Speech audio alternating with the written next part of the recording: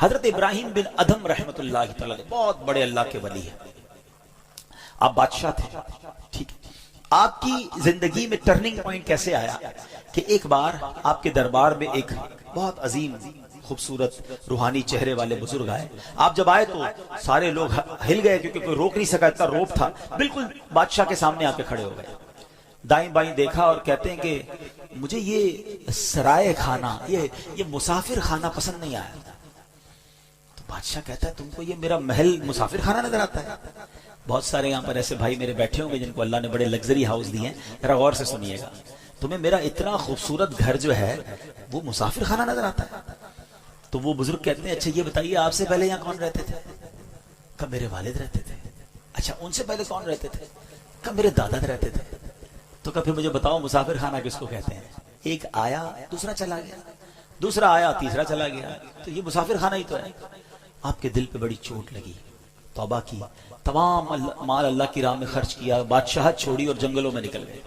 کچھ عرصے کے بعد ایک اور قریب کا بادشاہ وہاں سے گزرا. حضرت ابراہیم بن ادم کو دریا کے کنارے اپنی گدڑی جو ہے نا وہ سیتے ہوئے دیکھا. کہا اے ابراہیم تم کیسے آدمی ہو, اتنی بڑی بادشاہت تھی تمہاری, میرے ساتھ دیکھو کتنے جناب سے وزیر سپاہی موجود ہیں اور تم دریا کے کنارے ایک گدڑی سی رہے ہو, وہ بادشاہت اچھی تھی, کیا کر رہے ہو؟ حضرت ابراہیم بن ادم نے پتہ کیا کیا, وہ جو سوئی تھی نا جس سے گدڑی سی رہے تھے, آپ کے قریب دریا میں ڈال دیا اور اعلان کیا اے مچھلیوں میری سوئی لا کر دو. یہ کہنا تھا کہ بہت ساری مچھلیاں اپنے منہ میں سونے کی سوئی لے کر آ گئی. کہ حضور یہ لے لیجئے. یہ نہیں مجھے میری سوئی چاہیے. تھوڑی دیر ہوئی تو ان کی سوئی لا کر مچھلی نے دی.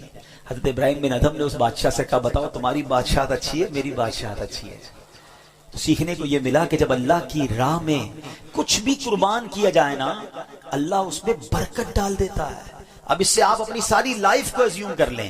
اگر آپ چاہتے ہیں کہ آپ کی صحت میں برکت ہو, آپ اپنی باڈی کو اپنے جسم کو اللہ کی راہ میں استعمال کریں, نماز پڑھیں, دین کے کام میں یوز کریں, اللہ آپ کی صحت میں برکت ڈال دے گا. آپ چاہتے ہیں آپ کی زبان میں برکت ہو, آپ کے الفاظ مؤثر ہو جائیں, اٹریکٹیو ہو جائیں, آپ اپنی گفتگو میں اللہ رسول کا نام لینا شروع کریں, درود پاک پڑھیں, ذکر اللہ کریں, تلاوت قرآن کریں, لوگوں کو اسلام کی نیکی کی دعوت دیں, اللہ آپ کی گفتگو میں برکت ڈال دے گا. آپ چاہتے ہیں آپ کے مال میں برکت ہو جائے, اللہ کی راہ میں مال خرچ کریں, اللہ آپ کے مال میں برکت ڈال دے گا. آپ چاہتے ہیں اللہ آپ کی اولاد میں برکت ڈال دے, آپ اپنی اولاد کو دین کے کاموں کی طرف لگائیں, اللہ اس میں برکت ڈالے گا, ان کے لیے نصیب اچھے کر دے گا. تو کربلا کا یہ پیغام ہے کہ جس چیز میں تم برکت چاہتے ہو اس چیز کو اللہ کی راہ میں قربان کرو, اللہ اس میں اور برکت ڈال دے گا.